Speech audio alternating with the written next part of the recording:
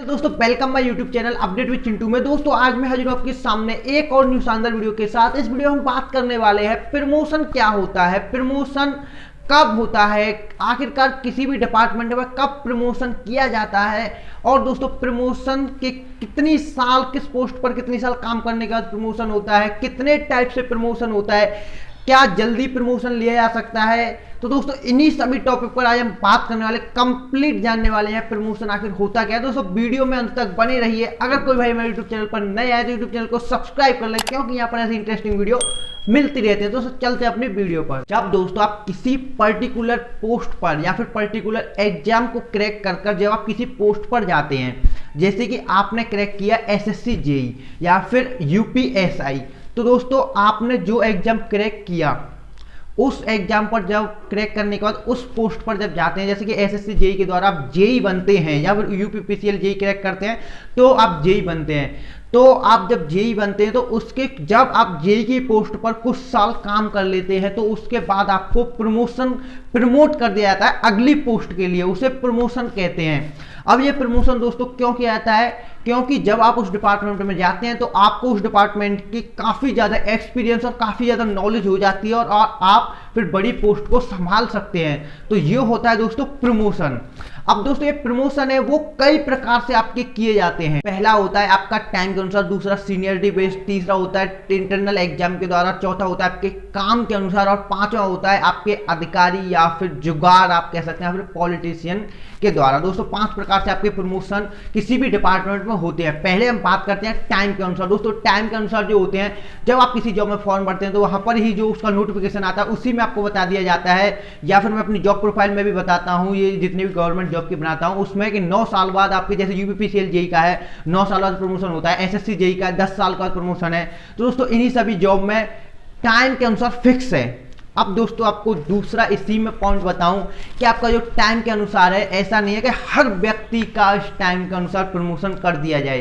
दोस्तों हर व्यक्ति का टाइम के अनुसार प्रमोशन नहीं किया जाता है, कुछ ही लोगों का टाइम के अनुसार प्रमोशन किया जाता है। कुछ लोगों का दोस्तों मतलब ये कैसे कि टाइम के अनुसार, अगर आप 10 साल बाद, जैसे आपको एक ही पोस्ट पर जॉब करते करते 10 साल हो गए, जैसे एसएससी जेई में, फिर 10 साल बाद कोई आगे नेक्स्ट प्रमोशन वाली पोस्ट खाली नहीं है तो फिर आपका प्रमोशन कर दिया जाता है, आपकी सैलरी बढ़ा दी जाएगी, आपको जो सुविधा मिलने वाली थी वो सुविधा बढ़ा दी जाएंगी, लेकिन पर आपको अभी वो टैग नहीं दिया जाएगा, आपको अभी जेई का ही टैग रहेगा। और कुछ लोगों को 10 साल के बाद ही प्रमोशन मिल जाता है। तो दोस्तों ये होता है आपका टाइम के अनुसार, जो कि आपका जो भी टाइम है उसके अनुसार, जैसे कि यूपी पुलिस का कुछ अलग है, कांस्टेबल का कुछ अलग है, आईएएस का कुछ अलग है, जितने भी जो एग्जाम है उन सभी का टाइम अलग होता है, कितने साल बाद आपका पहला प्रमोशन है, फिर उसके 5-10 साल बाद दूसरा प्रमोशन। अब दोस्तों ये होता है वो होता है आपका सीनियरिटी बेस्ड। दोस्तों सीनियरिटी बेस्ड है, ये इसी में आता है, इसी का पार्ट है टाइम के अनुसार। जैसे कि दोस्तों अगर कोई 2 लोग हैं, मान लो पहला ए है, एक राहुल है और एक पंकज है। दोस्तों ये राहुल और पंकज हैं, वो दोनों जेई की पोस्ट पर ही हैं, यूपीपीसीएल में दोनों ही जेई की पोस्ट पर हैं, या फिर एसएससी जेई मान लेते हैं। एसएससी जेई में जेई की पोस्ट पर है राहुल भी और पंकज भी। अब जो राहुल है वो राहुल 12 साल से काम कर रहा है एसएससी जेई की पोस्ट पर, उसके लिए अभी तक कोई पोस्ट नहीं मिली है जो कि खाली हो। अब दोस्तों कोई जो दूसरा पंकज है वो उसे अभी 10 साल हुई हैं, तो 10 साल हुई है तो राहुल को क्या हुआ कि राहुल को जो फैसिलिटीज थी, जो सैलरी थी, वो सैलरी तो ए वाली मिलने लगी, लेकिन पर ए का भी काम नहीं मिला है, ए की अभी पावर नहीं मिली है। तो जो सीनियरिटी बेस्ड जो होता है वो सीनियरिटी बेस्ड यहीं पर काम करता है। अब इनमें से एक सीट अगर ए की खाली होती है कहीं पर भी, तो सबसे पहले प्रमोशन किया जाएगा, वो किया जाएगा राहुल का। पंकज का अभी प्रमोशन नहीं किया जाएगा, पंकज का अभी प्रमोशन नहीं किया जाएगा, लेकिन पर उसकी सैलरी जितनी भी फैसिलिटी है वो सभी फैसिलिटी बढ़ा दी जाएंगी। दोस्तों ये होता है सीनियरिटी बेस्ड पर। सीनियरिटी बेस्ड मतलब कि जो आपसे सीनियर हैं, जो आपसे ज़्यादा साल से काम कर रहे हैं, उनका पहले प्रमोशन किया जाता है। पॉइंट 3 की दोस्तों वो है इंटरनल एग्जाम। दोस्तों ये इंटरनल एग्जाम होता है वो होता है आपका, अगर आप किसी भी पोस्ट पर जाते हैं, जैसे कि अगर आप जेई की पोस्ट पर जाते हैं, एसएससी जेई में ही गए आप जेई की पोस्ट पर, तो आप जेई की पोस्ट पर जब गए और आपके पास है बीटेक, उसमें मिनिमम क्वालिफिकेशन मांगी जाती है डिप्लोमा, और आपके पास बीटेक, अगर आप बीटेक से क्वालिफाई करते हैं तो फिर आपके पास ऑप्शन आ जाता है कि जब भी कभी उसमें वैकेंसी निकलती है, इंटरनल वैकेंसी जब निकाली जाती है, कोई भी सीट खाली होती है, तो वहां पर एक इंटरनल एग्जाम कराया जाता है, जो कि जो अदर एग्जाम जो होता है, जैसे कि एई के लिए इंटरनल एग्जाम कराया जाएगा, जो कि जो ओपन एग्जाम जो होता है सभी लोगों के लिए होता है, उससे थोड़ा सरल एग्जाम होता है। उस एग्जाम को कराकर जो व्यक्ति उस इंसान वो उस एग्जाम को पास कर देता है, उससे प्रमोशन दे दिया जाता है टाइम से पहले। अब ये टाइम से पहले कैसे दे दिया जाता है, जैसे कि जेई का जो टाइम है वो है आपका 10 साल। आपका 10 साल तक आप एक ही पोस्ट पर काम करते रहेंगे। कोई डिप्लोमा वाला लगा जेई पर तो वो 10 साल तक काम करता रहेगा, जब उसका चांस बनेगा तो उसके बाद हो प्रमोशन।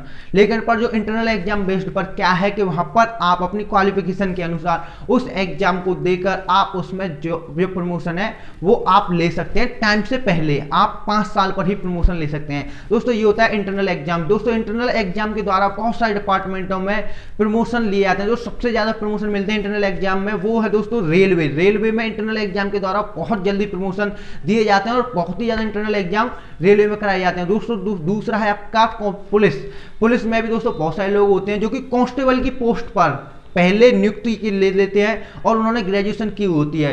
तो जब भी उसमें इंटरनल एग्जाम निकलता है, जब भी उसमें इंटरनल पोस्ट खाली होती है, तो वहां पर वो इंटरनल एग्जाम को देकर वो अपनी पोस्ट को बढ़ा लेते हैं, कांस्टेबल से एसआई बन जाते हैं, जो कि टाइम से पहले।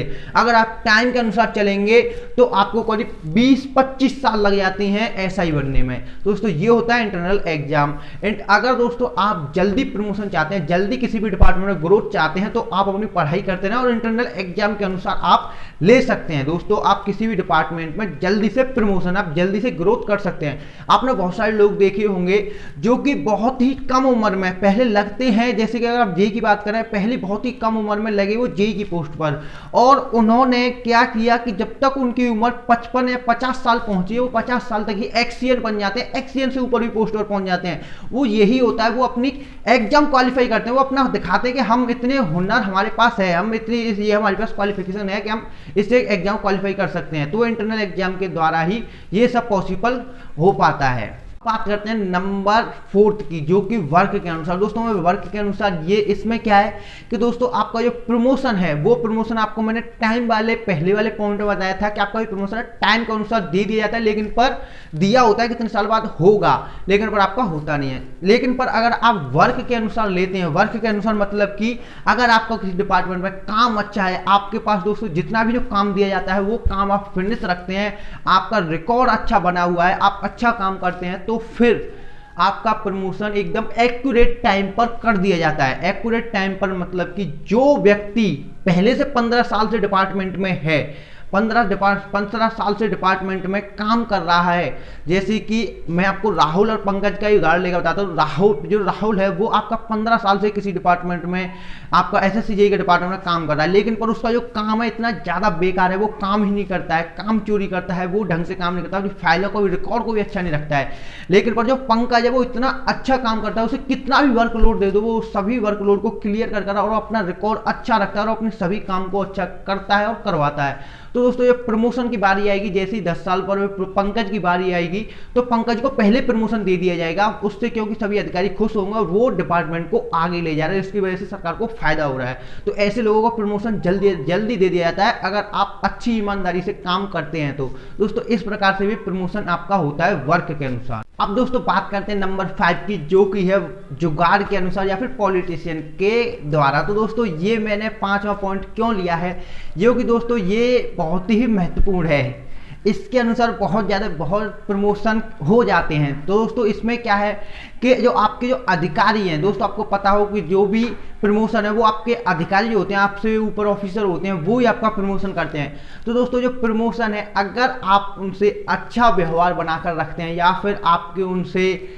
रिश्ते अच्छे बने हुए हैं या फिर आपकी उनसे कोई जुगाड़ है, जो कि इंडिया में कहते हैं जुगाड़, अगर आपका वो है, या फिर आप किसी पॉलिटिशियन को जानते हैं, जैसे कि यूपीपीसीएल डिपार्टमेंट है, उसके ऊपर एक मंत्री होते हैं, तो मंत्री के अनुसार आप अगर मंत्री से जुगाड़ है, अगर आप मंत्री से चाहते हैं तो वो उस प्रकार से भी प्रमोशन हो जाता है आपका सिफारिश के अनुसार। तो दोस्तों आपका जान पहचान या फिर आप जुगाड़ के अनुसार भी प्रमोशन बहुत सारे डिपार्टमेंट में देखने को मिल जाते हैं। दोस्तों इस प्रकार से 5 प्रकार से आपके प्रमोशन होते हैं। तो दोस्तों ये वीडियो आपको कैसी लगी कमेंट में जरूर बताएं, और दोस्तों वीडियो पसंद आई तो लाइक करें, अपने दोस्तों में शेयर करें। मिलते हैं अगली न्यूज़ शानदार वीडियो, जब तक के लिए बाय बाय, जय हिंद।